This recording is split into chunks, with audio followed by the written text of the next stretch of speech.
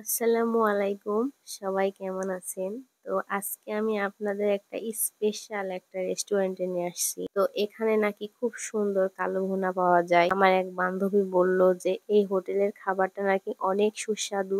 আমি বললাম যে চল গিয়ে দেখি। তো এখানে আসার পরে আমি দেখি কালো ভুনা, মুরগির ভুনা, ছোট মাছ, বড় মাছ, তারপরে ভেন্ডি ভাজা আরো অনেক কিছু আছে। তো আমরা সবাই মিলে এখানে হাত ধুয়ে ফেললাম। তো এখানকার পরিবেশটা কিন্তু খুবই ভালো। ৩টা বেসিনও রয়েছে। এখানে আপনারা হাত ধুতে পারেন। হাত ধোয়ার জায়গা এবং রেস্টুরেন্টের পাশে সুন্দর একটা পরিবেশ। মানে পাশে একটা আছে পুকুর। পুকুরের চারপাশে আছে বসার জায়গা যেখানে বসে সবাই খাবার শেষে আড্ডা দিতে পারে, বসে থাকতে পারে। তো আমি খাবার আগে খুব পিপাসা পাইছে। পানি খেতে গেছি আর গ্লাসে প্রচুর গন্ধ বের হচ্ছিল। মনে হচ্ছিল যে মাছের একটা খারাপ গন্ধ বেরোচ্ছিল, এষ্টো গন্ধ বের হচ্ছিল।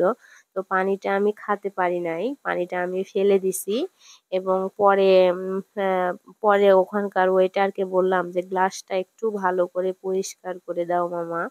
পরে সে গ্লাসটা নিয়ে গেল, নিয়ে ভালো করে পরিষ্কার করে দিল আমাকে। আসলে এমন একটা বিষয় যে আমি আসলে অনেক পুটপুটি। তো যাই হোক, খাবার অবশেষে চলে আসছে কালো ভুনা।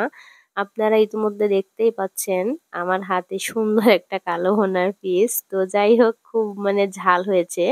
আমার বর আসলে বলছে আসলে খুব ঝাল, খুব ঝাল। মানে ও আসলে ঝাল খেতে পারে না, তারপরও খাচ্ছে। আর আমার ঝালটা তো খুবই পছন্দের, খাই। ও আসলে খুবই ঝাল খাই।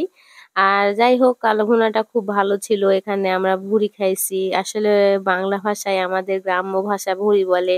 যাই হোক, সেটা খেলাম। সঙ্গে লেবু ছিল, লেবুটা অনেক মজা করে খেলাম। ওখানে ছিল পটল ভাজি, সেটাও আমার কাছে অনেক ভালো লাগছে। আর এটা হচ্ছে রেস্টুরেন্টের পাশে। এখানে অনেক মানুষ চারপাশে বসে থাকে, যে ইতিমধ্যে দেখতে পাচ্ছেন বসে।